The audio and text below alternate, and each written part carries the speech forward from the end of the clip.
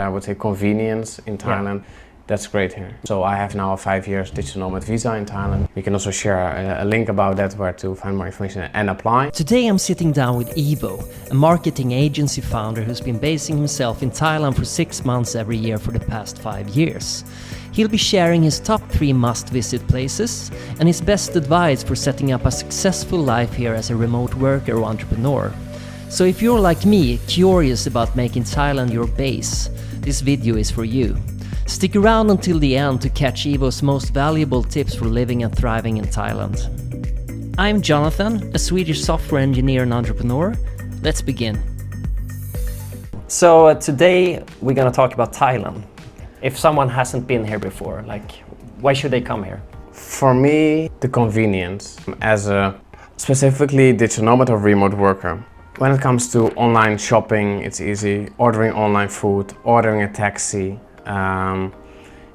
You go to the petrol station to fill up your car and you don't need to leave your car. Those are small examples of a lot of convenience. You have massage shops everywhere for affordable pricing. Supermarkets are open almost from early morning to end of evening or even 24/7. So you can always get what you need at an affordable price. So that's why I'm really happy, and I think that's a USP of Thailand in my opinion, or at least one of the reasons why I love to be here. Yeah. Next to the fact that there are many other reasons to be here, but I would say convenience in Thailand is that's great here. How come you choose Thailand over, for example, Vietnam or Philippines or something else? Maybe it's partly because it was the first country also I visited in Southeast Asia, and I kind of fell in love with the country. And I believe that Thailand is one of the most developed countries in Southeast Asia, and next to Singapore. It makes it very easy in general in my opinion, to live here. And that made Thailand my number one place. But I traveled around Southeast Asia and enjoyed other countries as well. There are pros and cons in every country, but in general, Thailand has been my base for the last 5.5 years, at least for 6 months a year. And I love it here. Any favorites place you have here? Yeah, so I have actually a top 3 in a random order. So number 1 is Bangkok. I spent quite a lot of time in Bangkok, working from there and living there. Number 2 is Phuket, and number 3 is Koh Samui. Now we're in Koh Phangan, a bit smaller island compared to the other 2, because Phuket is the biggest island in Thailand and Koh Samui is the second biggest island. Those are my top 3 places in Thailand to spend time, and I have the places to visit there. I know where to work, I know where to eat. I have friends there from padel or co-working spaces. So that makes me also come back to those places, as I have already a kind of social life there and the things to do, because I don't want to explore the whole year. I like to explore new places, but if I need to explore every time again and again about where to work, where to eat, where to play sports, where to make friends, where to do whatever, it will cost me a lot of energy and it will not help me to also get into work. So. That makes sense. If you're a digital nomad or an entrepreneur, what would you recommend as the first destination? I think the places where I go are nice destinations, but I said Bangkok, Phuket, Koh Samui, but also Chiang Mai. So there are a lot of people, a lot of digital nomads in Chiang Mai who are happy to spend their time. So it really depends on your personal interests or preferences when it comes to nature. How do you meet other nomads here? Is there any advice on that? Yeah, so there are different ways to meet other nomads. One of those is the meetups, so there are different kind of meetings among digital nomads. I didn't attend that many of meetups, but there are nice events.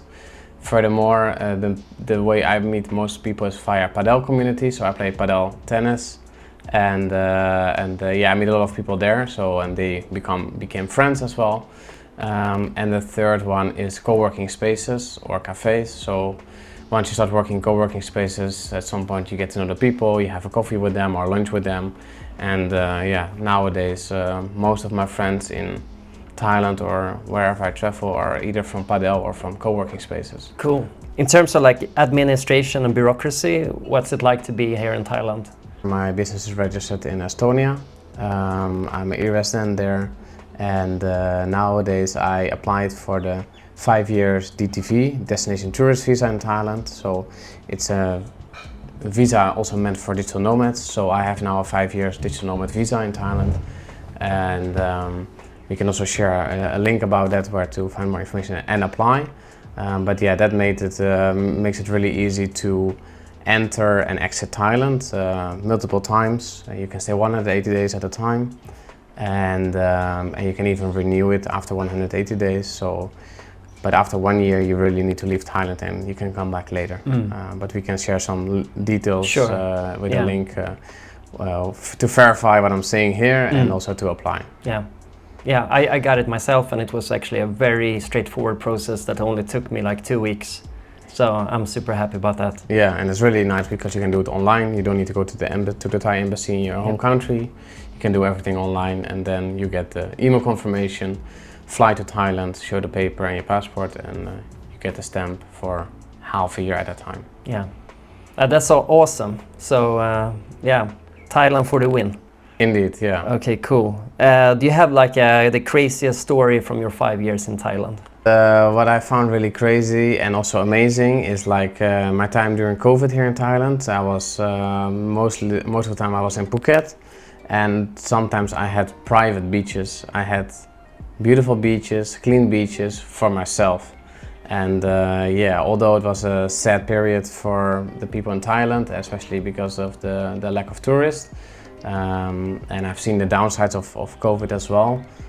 But for me, I got to know Phuket better, even more during the time of COVID, in a very peaceful way. And then, yeah, I had this amazing experience of beaches for myself. Wow. Which was an interesting experience, and I knew it was going to be temporary, and at some point the tourists would come back. Yeah. That must have been very unique. Yeah, that was a unique time. Any finishing thoughts, any recommendations for people that want to go to Thailand as digital nomads or entrepreneurs?